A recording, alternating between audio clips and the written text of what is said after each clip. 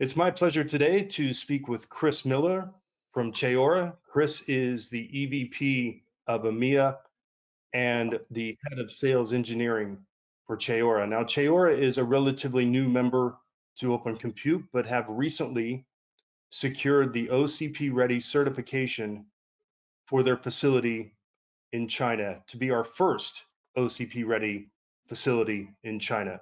So welcome, Chris. Thanks for making the time. Thank you, Steve. Thanks for having me. Great. So, Chris, for those in the audience who may not be familiar with Chayora, tell us a little bit of background about the company as well as yourself and how you got involved in the data center world. Okay. Yeah. Well, so thank you for the intro. I've been involved in the data center industry for about 15, 20 years, depending on when you say it started. But from London, involved in projects across the UK and Europe. Including in the Scandinavian region. I've been working with a variety of different government organisations over those years, including some work in APAC for the Malaysian government. But started with Chayora around about 8 years ago.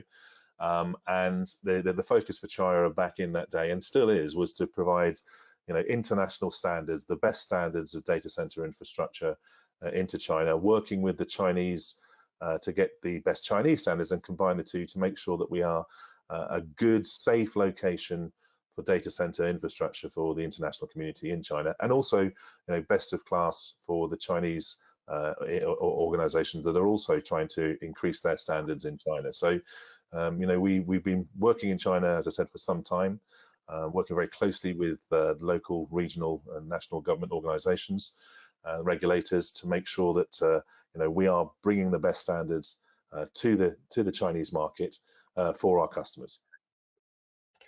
And so the China market is not an easy market to start in. So why was the impetus in the company to approach China? From the obvious reasons, the size of the market, but that's often outweighed by, in many cases, by the complexity of the market. So why China, and then also why Tianjin as a particular location?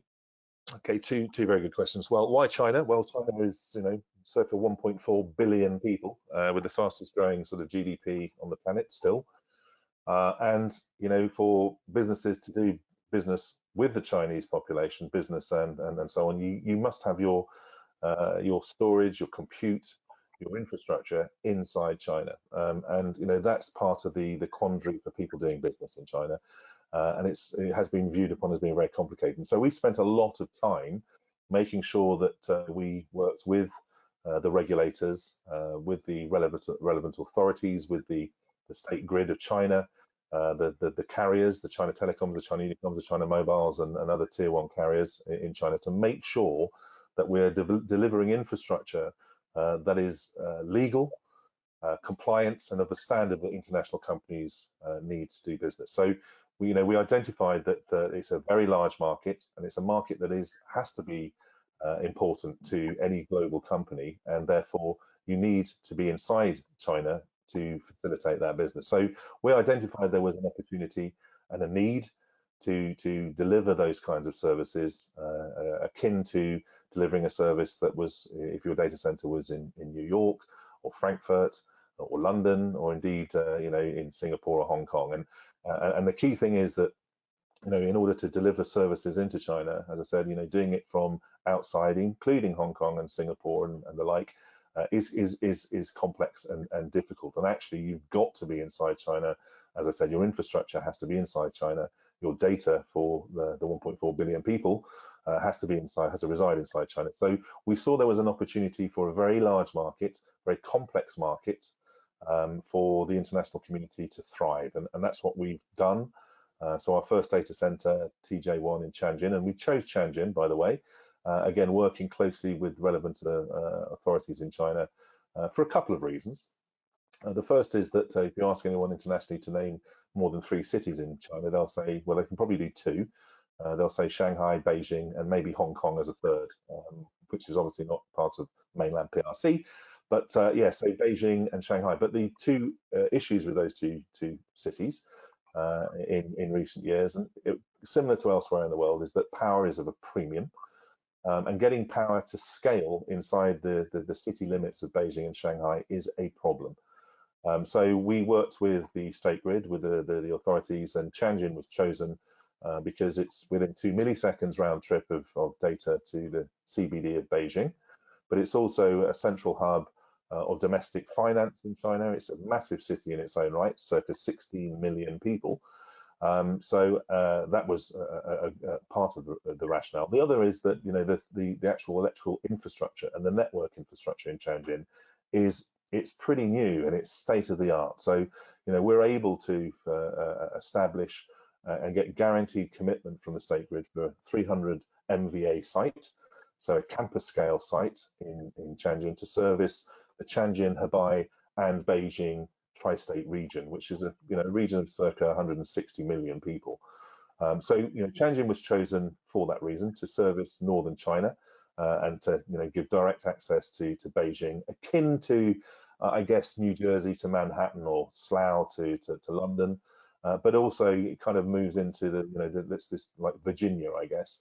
It's the campus scale that allows the comfort that you've got the connectivity day one, but you've also got the flexibility and guarantee of growth without having to then reposition to separate locations. So that was the main rationale, was support with the local and national regulators, and the fantastic power connectivity and the network infrastructure. And then I guess the other thing is Tianjin is actually a very beautiful city.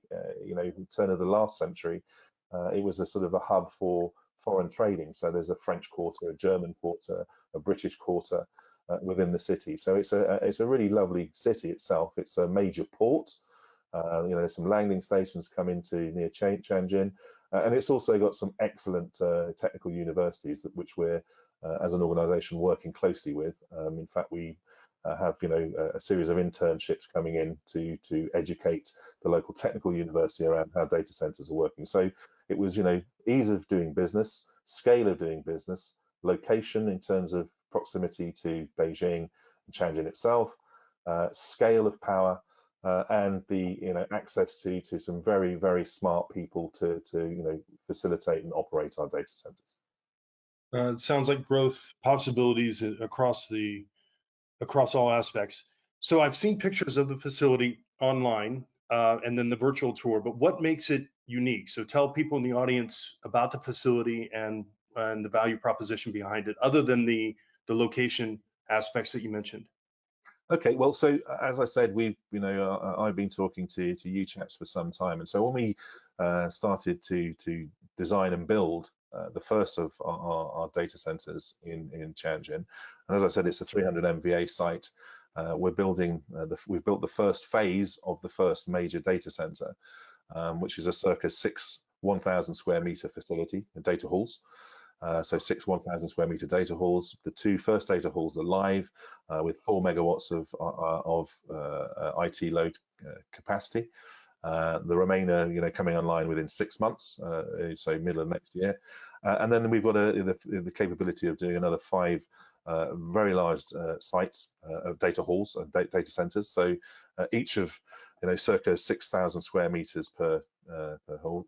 So it's a big chunky site, and the capability of doing co-location, which is the first sort of site of 4 megawatts, into build to suit. This is the beauty of the campus scale. It's carrier neutral, so we've got China Telecom, China Unicom, China Mobile, Telstra PBS, China Broadband connected and live. So it's a carrier neutral, cloud neutral facility, but it's got the capacity in terms of land space and power for anybody to have the comfort to build to suit adjacent to this sort of, I guess, cloud AI hub. Interesting. So as you had mentioned that you're getting around 50% of your power from clean energy, if I read that correctly. So what specific energy are you using, and how did you come across those goals, and are those goals going to increase? Yeah, well, that's a good question. I think that we can see that the industry's been under pressure for some years, the data center industry, from a variety of different pressure groups around its electricity usage, and that's part of the reason we're also aligned to the OCP, is that we have a what I call the E cubed. So, our business needs to be economically viable and sustainable, but it also needs to be environmentally and ethically sustainable. And so you can see that there's a push from pretty much every large corporate to be carbon neutral or indeed carbon negative within the next 5-10 years. So we've made sure that we've got the ability to provide renewable energy as part of our process, part of our offering. And so we've been working very closely with the State Grid of China. And in fact, our head of China, Stephen Sao, has been working closely with them. He's previously worked for the State Grid. So we've got some agreements in place with the State Grid and other power providers to have agreements on renewable energy, predominantly wind. And I'm not saying it's necessarily directly adjacent to our data center. When I see pictures of data centers that has a wind turbine next to it, it does cheese me off a little bit because it's not real. But what we're saying is we have the capability and agreements in place with the power companies and State Grid for any of our customers to utilize those contracts to have a renewable energy position.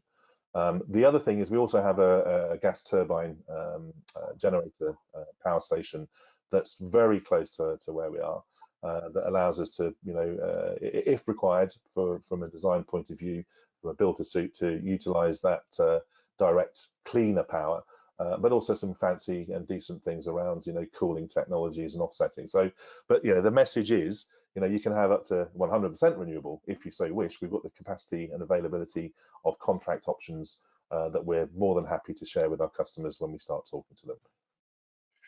So speaking of customers, as you look at international companies wanting to move into China,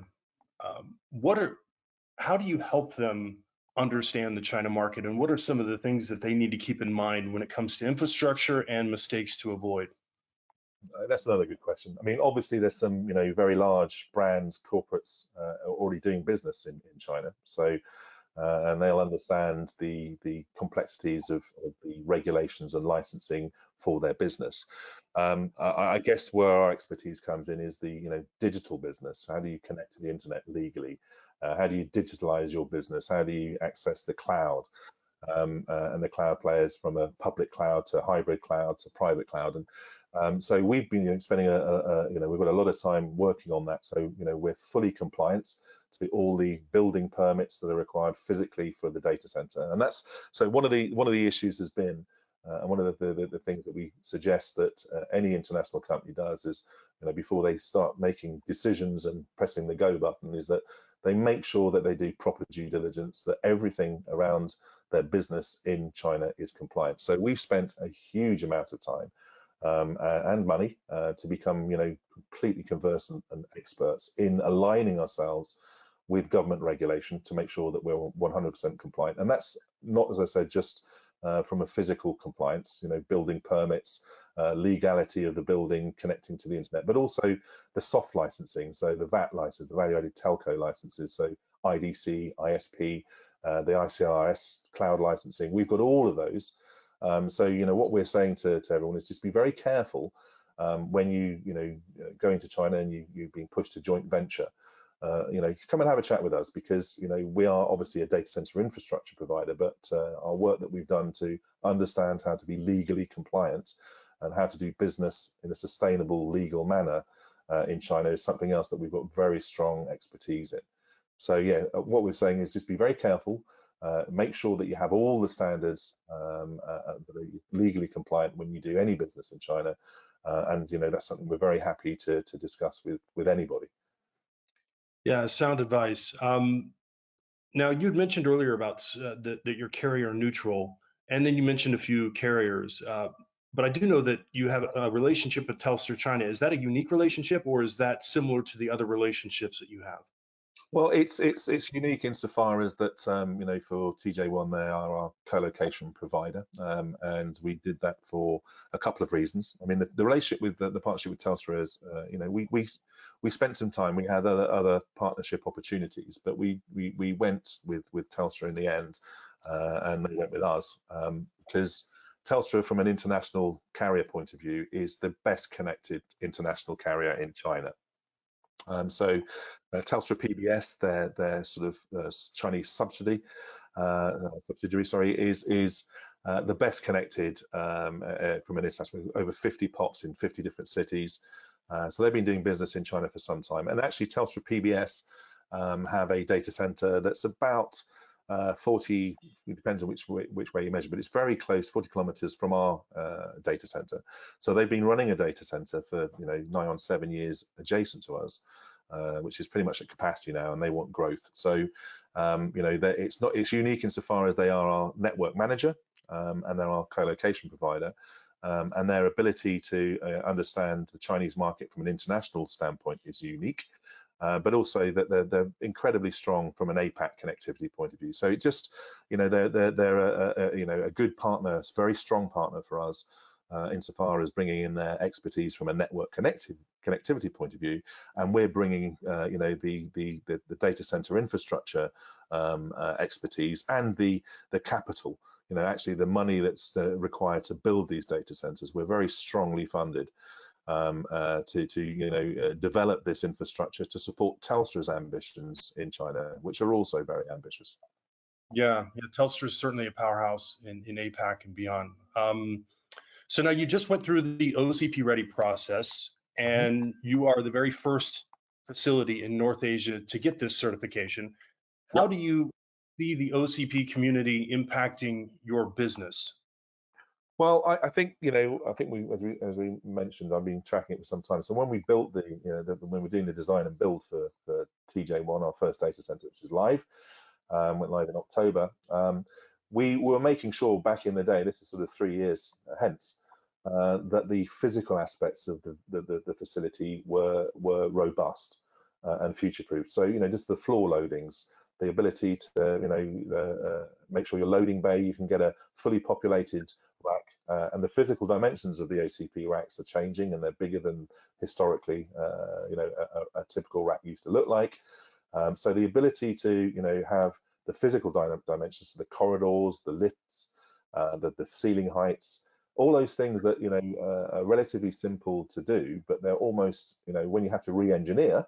When you built a data center and your floor loadings don't facilitate the requirements, your corridors aren't wide enough, your lifts aren't big enough, all those things, we've made sure we complied with that, but also making sure that we've got enough space adjacent to the data halls to do whatever types of technology is required to support this OCP community. And the OCP, to me, if you looked at where computing is going and has gone, it is more open standards, but it's more driving towards getting the most efficient bang for your buck. And that tends to mean that the densities of these racks in terms of power is increasing significantly. More equipment's going in these racks, they're getting very heavy. But frankly, the move towards high performance computing, HPC as a service, AI, big data, Internet of Things with 5G, it's just going to be pushing more and more compute and storage requirements, and they're going to get denser and heavier, require more power, require different cooling technologies. So, we made sure that we're aligning with ourselves with the OCP, because actually the OCP, the philosophy of the OCP being, if you're not in the OCP as a member, you're probably doing OCP type stuff in any case. So we kind of realized that by aligning ourselves with the OCP, we're in a good position for whomever needs to put infrastructure in our facilities, whether it's in Tianjin or in Shanghai, which is the next site that we're progressing next year. Well, you read my mind. The next question I had was, what are your future plans here for expansion? Well, I think it's the classic, we'll go where the demand is, where the customers want to be, and Shanghai. So Beijing and Shanghai are the two sort of rocking hubs of China, and you've got South China as well in Shenzhen and Guangzhou, and we've got some positions we're looking at there too. But we're going to where the demand and where people are telling us that they need to be. So Shanghai is the next one on our list. Same detail. We've been spending a lot of time just making sure we can find something that has the power capacity and the land and the network connectivity to allow us to make sure that we're building and facilitating a business that has the flexibility and the future proofing for what's required. So getting something with 300 MVA, that was a bit of a tough ask. We got that in Tianjin to support, as I said, Beijing and the Hebei Tianjin tri-state. And in Shanghai, we've got it's a slightly smaller, but it's still, it's 70 megawatts, 70. And we'll be making some announcements in the new year on what that looks like. But we'll be going through the OCP process again, of course, and we'll be making sure that the Shanghai facility again will be OCP compliant and certified. That's what we'll be working towards, and that'll be coming online on stream, live operations in the beginning of Q1 2022. Wow. Okay. So just a year away then. Well, you're a little over a year away. We'll be making some announcements in in Q1 next year, 2021, to give some more detail of what this actually looks like. But so it's really replicating the philosophy of Tianjin, speed to market, scale, standards, ability to grow, and again talking about the flexibility of your infrastructure. Regarding cooling technologies, for example, I'm fairly certain that liquid will start to be playing more of an active role in cooling as opposed to using air. So we're just making sure we're aligned with the OCP, and so our new facilities in Tianjin, as we build out from the first data center has gone live, we'll make sure we're aligning with what the market's doing, and we're doing exactly the same thing with Shanghai. So our director of engineering, director of project and construction, director of operations are all making sure that we're closely aligned to the industry standards that are coming down the pipe, both from an international point and from a Chinese point of view. But so OCP standards will be applicable to our Shanghai site too. And whether we decide to move down to have another facility in the Shenzhen southern region, Guangzhou region, that's likely too. But that's that'll be probably middle of next year before we make some announcements about that. Interesting. So you have now with the facility in Tianjin, how are you handling tours of the facility? Are you doing those virtually or in person? Well, we're doing both. I mean, obviously this COVID pandemic has meant that we're all doing the sort of Zoom and Gloom and virtual stuff. So we've got the capability of doing both. And in fact, we've been doing tours on site in Tianjin physically non-stop prior to us going live, but since the October we've got visits going pretty much every other day. So we've got physical tours and we've got virtual. It depends on where you are and whether you can actually access the physical site. I mean, because getting in and out of China at the moment is a bit of a problem. But the majority of international customers have people on the ground in China. So we've been facilitating domestic and international site business visits in the last couple of months, and we'll continue to do so. And in fact, on the 17th of this month, December, there is a physical tour in association with the American Chambers, the British Chambers, and the European Chambers of Commerce. So there is absolutely, we're doing physical sites, and we're welcoming anybody who'd like to come. That's great. Well, and of Chris, course, if you can't, we'll be doing.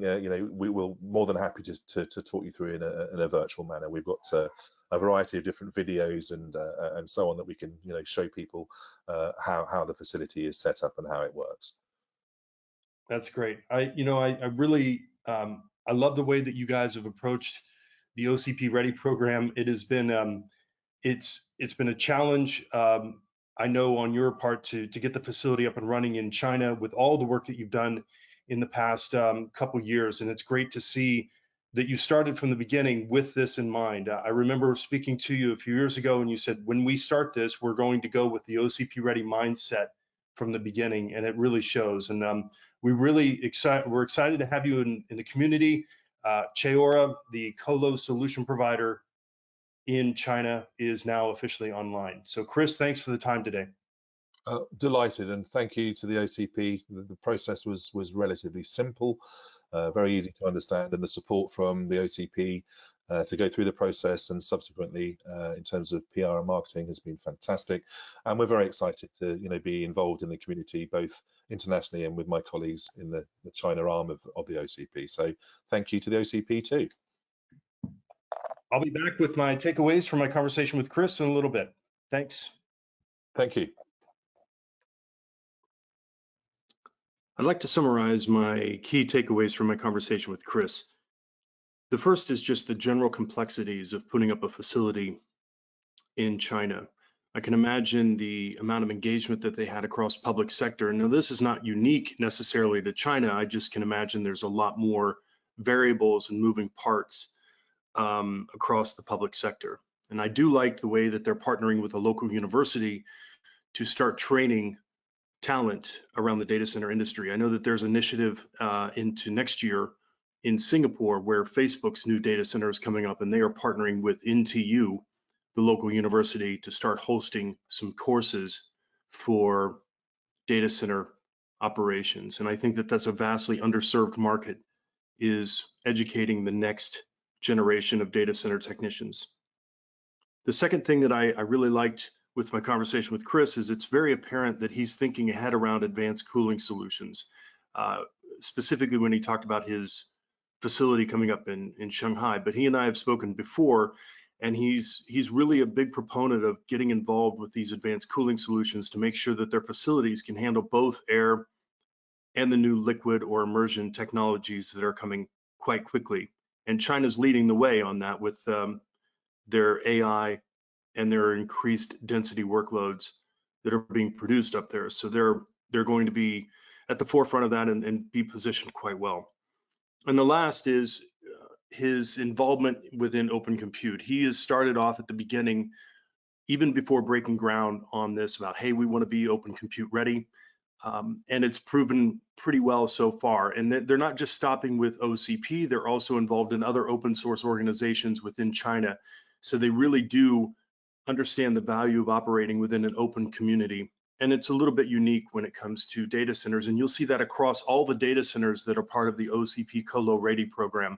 They all have that open source mindset. And it's great. And we're looking forward to more colos joining. But this first facility in China, in Tianjin, is quite impressive. And if you have any questions about this facility, please reach out to me and I would be happy to introduce you to Chris. And also you can find details of their facility on our OCP marketplace. But again, thanks to Chris and the team at Chayora for being such a great partner within OCP.